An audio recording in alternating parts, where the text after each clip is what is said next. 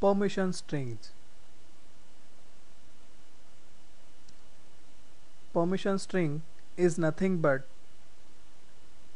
a set of characters which represent the access for a particular file. For example, just have a look at this output of ls-lrt command. You can see that desktop is some file or directory. In this output you can see there are some characters like this rwx. About the first character, forget about the first character for time being. We will see what exactly this character is. From second character onwards there are around 9 characters: rwx, r-x, r-x.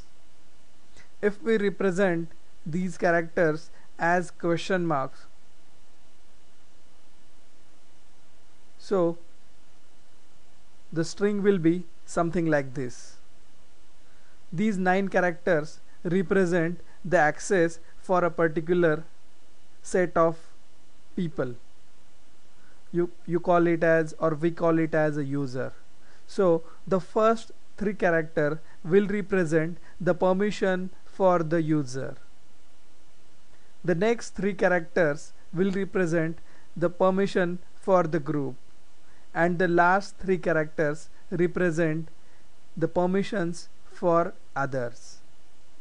If we look at a particular set of 3 characters, so we have something like this. So the first character in each set represent read access, and it can have value of r or dash. Second character represents write value. It can have value of w or dash. And the last character represents execute permission. It can have value x or dash. So if we look at this output, in this rwx, the first 3 characters represent permission for the user.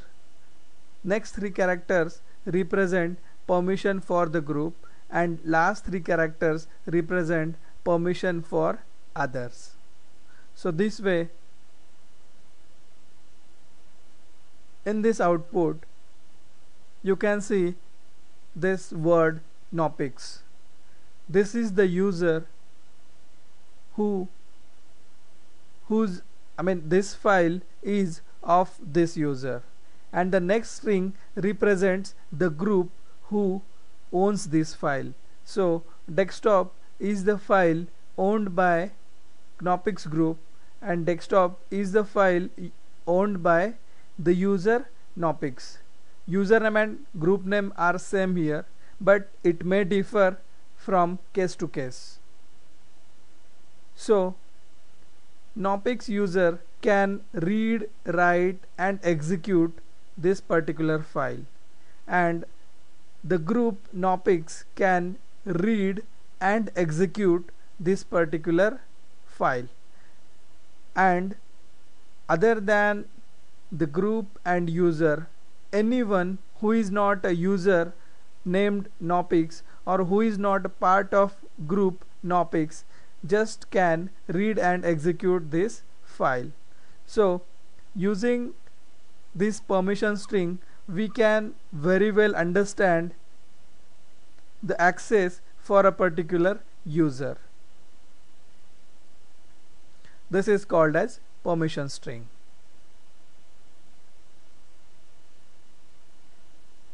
This is what I have explained just now. 9 characters rwx is read, write and execute permission for the user. The next 3 characters represent the permission for group. It's r-x. It is read and execute permission for the group. The last 3 characters represent permission for other than group and user, whoever is the member trying to access this file. Unix system will check which all permissions this particular user has. The user has just execute permission --x. It means others can just execute this particular file. So using permission string we can understand the permissions. Okay, if we represent these values as 1 or 0, if particular user or group or other has a read access, if we represent it as 1, if particular user has a write access, we represent it as 1. If it has a execute access, we represent it as 1. So the string can be represented in other way in binary format as 111. If particular string is r-x, so it means read access, so 1, dash means no write access, so it is represented as 0, x means execute access, so it is represented as 1. So binary will be 101. Similarly, dash x, it means no read no write, so 2 zeros. X means execute, so third will be 1, so it becomes 001. So it way, if we represent these binary numbers 111 in decimal format, equivalent of this 111 will be 7. Similarly, 101 equivalent to decimal is 5 and 001 equivalent in decimal is 1. So this string rwx r-x -x can be represented as 751. So this is also a permission string represented in decimal format or numeric format. This is also called as permission string. Thank you.